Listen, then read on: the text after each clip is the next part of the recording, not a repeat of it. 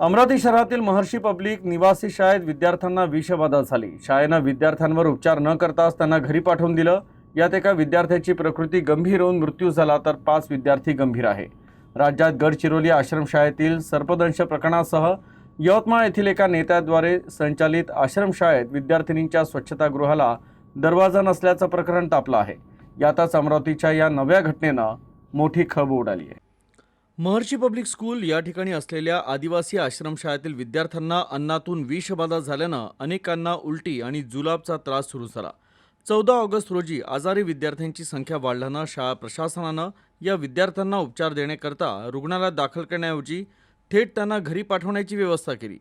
राजेश बैठेकर याला देखील त्याच्या चिखलदरा तालुक्यातील करंजखेडा गावात पाठवण्यात आलं। त्याची प्रकृती गंभीर झाल्यानंतर 16 ऑगस्टच्या पहाटे त्याचा मृत्यू झाला। मृतक राजेशचा चुलत भाऊ रामप्रसाद देखील गंभीर आजारी आहे। त्याला उपचारासाठी चुरणी रुग्णालयात दाखल करण्यात आलंय।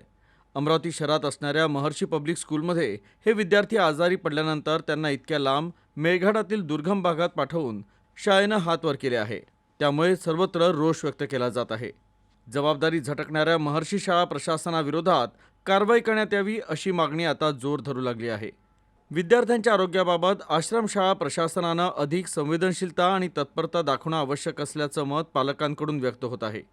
उच्च न्यायालयाच्या आदेशानुसार विभागीय आयुक्त आणि जिल्हाधिकाऱ्यांनी आदिवासी निवासी शाळांची नियमितपणे तपासणी करणं अपेक्षित आहे।